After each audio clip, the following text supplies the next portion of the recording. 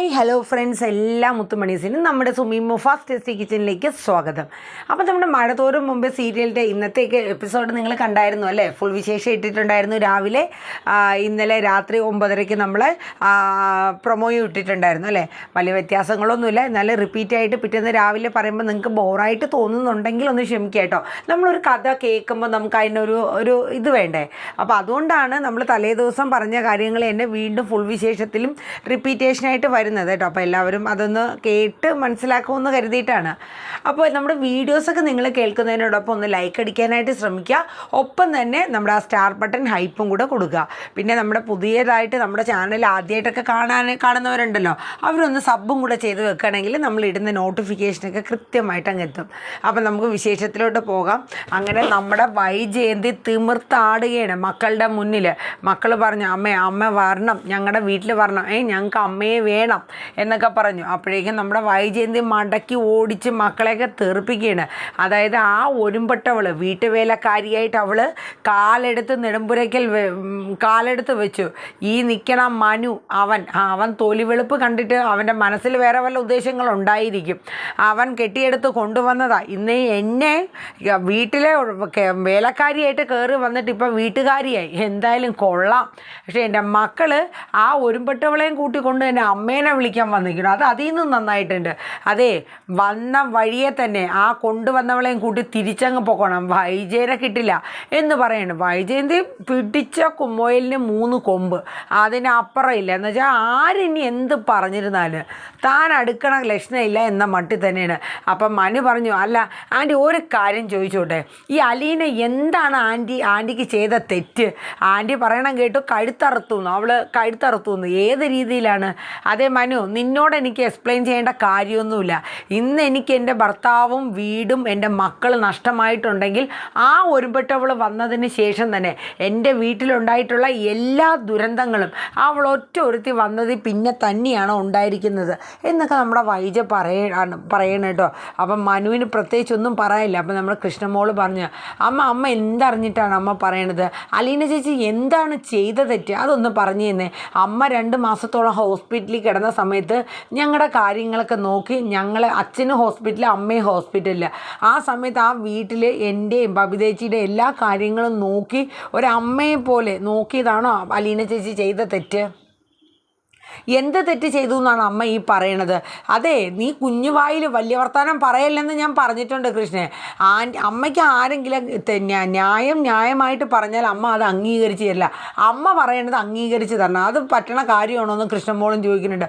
രോഹിത്തും പറയുന്നുണ്ട്, അമ്മ എന്തെങ്കിലും ഒരു തെറ്റ് അലീന ചേച്ചിയുടെ ഭാഗത്ത് നിന്നുണ്ടായിട്ടുണ്ടെങ്കിൽ അമ്മ അതൊന്നും പറയുക എന്നുള്ള രീതിയിൽ രോഹിത്. അപ്പോൾ എല്ലാവരും കൂടെ വൈജ അങ്ങോട്ട് ഫയർ ചെയ്യാണ്. പക്ഷേ വൈജയ്ക്ക് അതൊന്നും ഒരു വിഷയമല്ല. ഇനി ഇതല്ല, ഇതിൻ്റെ ഇരട്ടി ആളുണ്ടായിരുന്നാലും വൈജയന്തി അത് പറഞ്ഞ് തന്നെ മുന്നോട്ട് പോകും.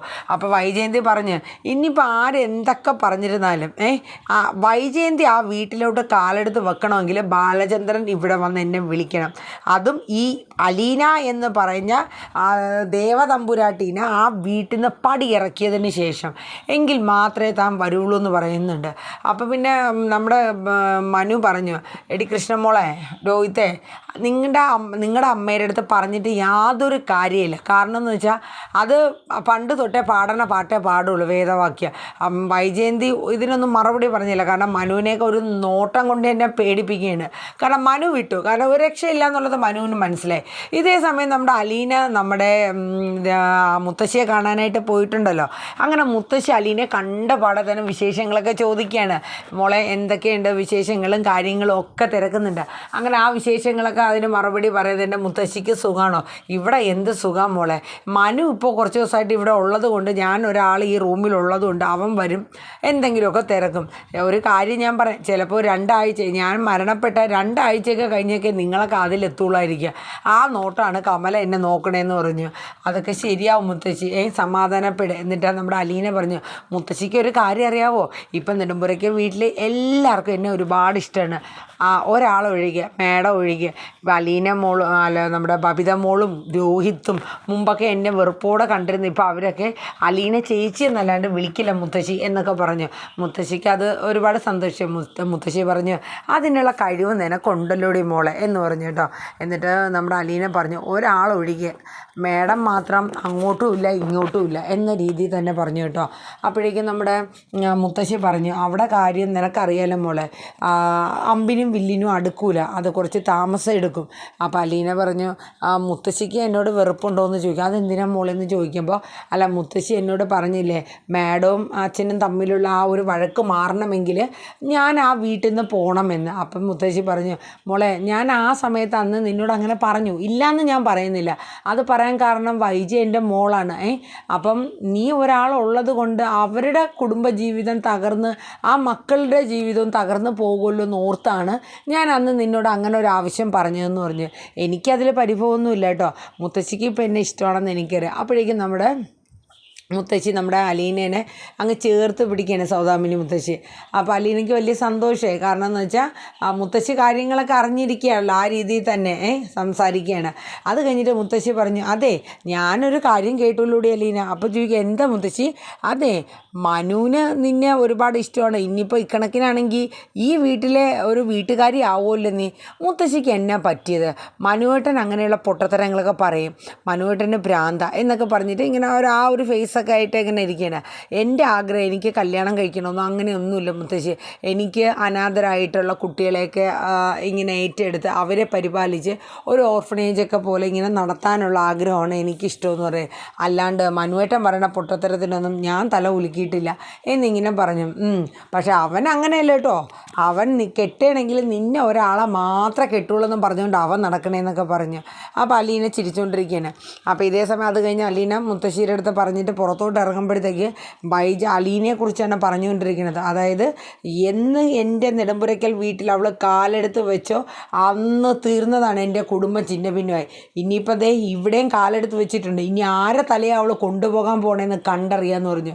ഇത് കേട്ടപ്പോൾ അലീനയുടെ ചങ്ക് അങ്ങ് തകർന്നു പോവാണ്. കാരണം സ്വന്തം പെറ്റ അമ്മയാണ് ഒരു മകളെക്കുറിച്ച് പറയണത്.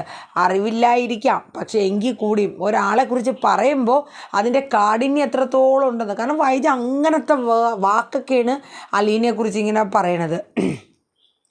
അത് കഴിഞ്ഞിട്ട് അലീന ഇതിനൊന്നും മറുപടി പറയാൻ പോയില്ല, കാരണം പറഞ്ഞിട്ടും കാര്യമില്ല. അതേസമയം അവരെല്ലാവരും ഇങ്ങനെ നിൽക്കുന്ന സമയത്ത് നമ്മുടെ കമലയും നമ്മുടെ ശിവശങ്കരനും കോട്ടയം പോയിട്ട് തിരിച്ച് വരികയാണ്. അപ്പോൾ കാറൊക്കെ കണ്ടപ്പോൾ ഇത് ആരാ വന്നേക്കണേന്നൊക്കെയുള്ള രീതിയിൽ നോക്കി. അകത്ത് വന്നപ്പോഴത്തേക്ക് രോഹിത്തിനെയും ബബിതേനെയും എല്ലാവരെയും കണ്ടിട്ടുണ്ട്. അപ്പം ശിവശങ്കരൻ ചോദിച്ചു, ആഹാ എല്ലാവരും ഉണ്ടല്ലോ, ഇതെന്താ എല്ലാവരും കൂടെ ഒരുമിച്ച് ഇന്ന് വന്നത്, അമ്മയെ കൊണ്ടുപോകാനാണോ? അപ്പോഴേക്കും വൈജയ്ക്ക് മനസ്സിലായി. വൈജ പറഞ്ഞു, ഇനിയിപ്പോൾ അമ്മാവൻ എത്തിയിട്ടുണ്ട്, ഇനി അമ്മാവനും മക്കളും എല്ലാം കൂടെ ചേർന്ന് എൻ്റെ 100 കുറ്റങ്ങൾ അങ്ങ് പറഞ്ഞു, ഞാനങ്ങ് മാറിയേക്കാം. അതെ ഒരേ ഒരു കാര്യം എനിക്ക് പറയാനുള്ളൂ, വന്നതുപോലെ എങ്ങനെ വന്നോ വന്നതുപോലെ വന്നപ്പം ആ ഒരുമ്പെട്ടവളെയും കൊണ്ട് വന്നിട്ടുണ്ട്, അവളെയും കൊണ്ട് ഈ വീട്ടിൽ നിന്ന് ഇറങ്ങിക്കോണം എന്നൊരു വാക്കും കൂടെ പറഞ്ഞിട്ടാണ് നമ്മുടെ വൈജയന്തി അകത്തേക്ക് പോണത് കേട്ടോ. അപ്പോൾ ശിവശങ്കരനും അങ്ങ് വല്ലാണ്ടാവണം. അപ്പോൾ ശിവശങ്കരൻ പറഞ്ഞു, വൈജി അങ്ങ് മാറി. ശിവശങ്കരൻ രോഹിത്തിൻ്റെ അടുത്തും മറ്റുമൊക്കെ ആയിട്ട് ഇങ്ങനെ കാര്യങ്ങളൊക്കെ തിരക്കണം. അപ്പോൾ രോഹിത്ത് പറഞ്ഞു, ഞങ്ങളെല്ലാവരും കൂടെ വന്ന് ഒരുമിച്ച് അമ്മയെ കണ്ട് സംസാരിച്ച് നോക്കുകയാണെങ്കിൽ ചിലപ്പോൾ വന്നാലോ അങ്ങളെ ആ ഒരു പ്രതീക്ഷയോടെ വന്നേന്ന് പറയും. അപ്പോൾ ശിവശങ്കരൻ പറഞ്ഞു, ഒരു കാര്യമില്ല, എന്നെക്കൊണ്ട് എത്രത്തോളം പറഞ്ഞ് അവളെ മനസ്സിലാക്കി കൊടുക്കാൻ പറ്റുമോ അതൊക്കെ ഞാൻ ഫൈറ്റ് ചെയ്താൽ മോനെ, പക്ഷേ ഒരു രക്ഷയില്ല, അമ്പിനും വില്ലിനും അടുക്കില്ല. അവൾക്ക് അവളുടെ വാശി ജയിക്കണം, അവൾ ഒരടി താന്നു തരില്ല. മറ്റൊരാൾ അവളുടെ മുന്നിൽ അവൾ ഉദ്ദേശിച്ച ആൾ വിജയിക്കുന്നത് അവൾ അംഗീകരിച്ച് തരണ ഒരു കാര്യമേ അല്ല എന്നൊക്കെ ഇങ്ങനെ പറയും കേട്ടോ. അത് കേട്ടപ്പോഴത്തേക്കും ബബിതയ്ക്കും രോഹിത്തിനൊക്കെ ഇനി എന്ത് ചെയ്യണമെന്ന് അറിഞ്ഞില്ല. അപ്പം മനുവും പറഞ്ഞു, ഇനിയിപ്പോൾ നമ്മൾ വിചാരിച്ച കണക്കിൽ ആൻറ്റി അടുക്കില്ല എന്നുള്ള കാര്യം ഉറപ്പ് തന്നെയാണ്, ഇനി എന്താ ചെയ്യേണ്ടതെന്ന് ഒരു ഐഡിയ ഇല്ല എന്നിങ്ങനെ പറഞ്ഞു. അതിനുശേഷം നമ്മുടെ മനുവും അലീനയുടെ അടുത്ത് സംസാരിക്കാനായിട്ട് മാറുകയാണ്. ഈ സമയം നമ്മുടെ കമല മനുവിൻ്റെ പിന്നാലെ പോയിട്ട്, അതെ നീ ആ ഒരുമ്പെട്ടവളെയും കൊണ്ട് എങ്ങോട്ട് മാറിയെന്ന് സംസാരിക്കാൻ പോവാ, നീ എന്താ ഉദ്ദേശിക്കണേ, അതൊന്നും ഇവിടെ പറ്റില്ല എന്നും പറഞ്ഞ് കമല ഫയർ ചെയ്യാൻ വരികയാണ്. അപ്പോഴേക്കും മനു ചോദിച്ചു, അമ്മയ്ക്ക് നാണയില്ലേ, എനിക്കിപ്പോൾ അവളുടെ അടുത്ത് സംസാരിക്കണമെങ്കിൽ ഒളിച്ചും പാത്തൊന്നും സംസാരിക്കേണ്ട കാര്യമില്ല, അതിൻ്റെ ആവശ്യം എനിക്കെന്താ, എനിക്ക് അവളുടെ അടുത്ത് സംസാരിക്കണം തോന്നിയാൽ ഞാൻ ആ സമയം നേരിട്ടാണെങ്കിലും ഫോണിലാണെങ്കിലും സംസാരിക്കും. അമ്മ ഈ വെറുതെ പല്ലിയെ കുത്തി നാറ്റിക്കണോ, അതിൻ്റെ ആവശ്യം അമ്മയ്ക്കുണ്ടോ? അതെ ചെന്ന് വൈജാൻറ്റീനെ പോയി ഉപദേശിക്കുക, ഇങ്ങോട്ട് നിന്ന് അതൊക്കെ ഉണ്ടാക്കാൻ വരാണ്ട്. കാരണം ഇവിടെ നിന്ന് കഴിഞ്ഞാൽ അമ്മയ്ക്കും അത് ബുദ്ധിമുട്ടാവും, അതുമല്ല ആ കുട്ടികളെല്ലാവരും ഒരുമിച്ച് വന്നേക്കില്ല, അവരുടെ കൂടെ പറഞ്ഞ് വിടാൻ പറ്റുമെങ്കിൽ നോക്കുക. അപ്പം കമല പറഞ്ഞു, പിന്നെ പറഞ്ഞാൽ കേൾക്കണ ഒരാളല്ലേ നിൻ്റെ ആൻറ്റി, എനിക്കതിനൊന്നും പറ്റില്ല. അപ്പം മനു പറഞ്ഞു, അമ്മ പറ്റുമെങ്കിൽ പോയിരുന്നത് സംസാരിച്ച് എന്താണെന്ന് വെച്ചാൽ ഒന്ന് ഉപദേശിച്ച് വിടുക, ബാക്കി എല്ലാത്തിനും അമ്മയ്ക്ക് നല്ല 100 നാവും 100 ഉപദേശമാണല്ലോ മറ്റുള്ളവരെ ന്യായീകരിക്കാനും കുറ്റപ്പെടുത്താനും എന്നൊക്കെ.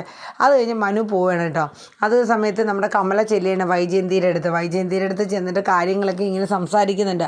വൈജയ്, നീ ആലോചിച്ച ഒരു തീരുമാനങ്ങൾ എടുക്കുക.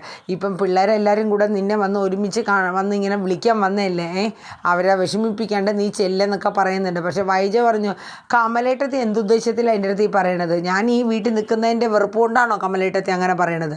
അപ്പോൾ പറഞ്ഞു, അതല്ല ഞാൻ ഉദ്ദേശിച്ചത് വൈജയ്, മക്കളെ അത്രയും എല്ലാവരും കൂടെ ആയിട്ട് വന്ന് അവർ നിന്നെ കൊണ്ടുപോകാനായിട്ട് വന്നതല്ലേ, അപ്പം നിനക്ക് പൊക്കൂടെ എന്നൊക്കെ ഇങ്ങനെ ചോദിച്ചു. അപ്പോഴേക്കും കമലേനെ പറപ്പിച്ചു വൈജ. കാരണം വൈജ അടുക്കുമോ കമല പറഞ്ഞെന്ന് പറഞ്ഞ് കേൾക്കാൻ ഇവിടെ സ്വന്തം ആങ്ങളമാർ പറഞ്ഞിട്ട് കേൾക്കല്ല, കെട്ടിയോൻ പറഞ്ഞിട്ട് കേൾക്കല്ല, മക്കൾ പറഞ്ഞിട്ട് കേൾക്കല്ല. അവസാനം എന്ന രീതിയിൽ നമ്മുടെ രോഹിത്തും ബബിതയൊക്കെ ചെന്നിട്ട് പറയുന്നുണ്ട്, അമ്മ ഒരു കാര്യം മനസ്സിലാക്കണം, ഇന്ന് അമ്മേനെ വന്ന് ഒരുമിച്ച് ഇങ്ങനെ വിളിക്കണമെന്നും അതിന് വേണ്ടിയിട്ട് മുൻകൈ എടുത്ത് ഞങ്ങളെ ഇവിടെ കൊണ്ടുവന്നതെല്ലാം അലീന ചേച്ചിയാണ്. എന്നിട്ട് അലീന പറയുന്നുണ്ട്, വൈജയൻ്റെ അതായത് ശിവശങ്കറിൻ്റെ അടുത്തൊക്കെ പറയുന്നുണ്ട്, എല്ലാവരും കേക്ക് തന്നെ പറയുന്നുണ്ട്, മാഡം പ്ലീസ് തിരിച്ചു വരണം. ഞാൻ കാരണമാണെങ്കിൽ ഞാൻ പറഞ്ഞല്ലോ മാഡത്തിൻ്റെ അടുത്ത്, ഞാൻ 1-2 ആഴ്ചക്കകത്ത് തന്നെ ഞാൻ അവിടെ നിന്ന് പോകും. ഞാൻ ഒരിക്കലും ആ വീട്ടിൽ നിൽക്കാൻ ഉദ്ദേശിച്ച് വന്നവളല്ല. അങ്ങനെ ഒരു ഉദ്ദേശം എനിക്കുണ്ടെങ്കിൽ വർഷങ്ങൾക്ക് മുന്നേ തന്നെ ഞാൻ വരുമായിരുന്നു. അതിനുള്ള തെളിവും കാരണങ്ങളും നിരത്തിക്കൊണ്ട് തന്നെ ഞാൻ വരുമായിരുന്നു എന്ന് പറയുന്നത്. അലീന ഇങ്ങനെ എല്ലാവരുടെ മുമ്പിൽ വെച്ച് ഇങ്ങനെ പറഞ്ഞപ്പോൾ നമ്മുടെ ശിവശങ്കറിൻ്റെ ഉള്ളൊന്ന് പിടച്ചു. കാരണം എന്ന് വെച്ചാൽ ഇനി അലീന എങ്ങാനും സത്യങ്ങൾ വൈജയുടെ അടുത്ത് പറയണേ ആണോ എന്നുള്ള രീതിയിൽ. പക്ഷേ അലീന സത്യങ്ങളൊന്നും പറയാൻ പോയില്ല. അലീന പറഞ്ഞതേ ഉള്ളൂ, മാഡം മക്കൾ വന്ന് വിളിച്ചല്ലേ, എന്നെ ഓർത്ത് മാഡം വരാതിരിക്കരുത്, ഞാൻ 1-2 ആഴ്ചക്കകത്ത് പൊക്കോളാം എന്ന് അപേക്ഷിച്ച് തന്നെ അലീന പറയുന്നുണ്ട്. പക്ഷെ വൈജ അതൊന്നും അടുക്കുന്ന മട്ടയില്ല. അപ്പോൾ ഏകദേശം നാളത്തേക്ക് ഒരു പ്രൊമോയിൽ ഇതൊക്കെ തന്നെയാണ്. നമുക്കിനി രാവിലെ ഫുൾ വിശേഷം വരുമ്പോൾ നമുക്ക് കേൾക്കാം അല്ലേ, എന്തെങ്കിലും വ്യത്യാസങ്ങളൊക്കെ ഉണ്ടെങ്കിൽ നമുക്കപ്പോൾ തന്നെ അറിയാമല്ലോ.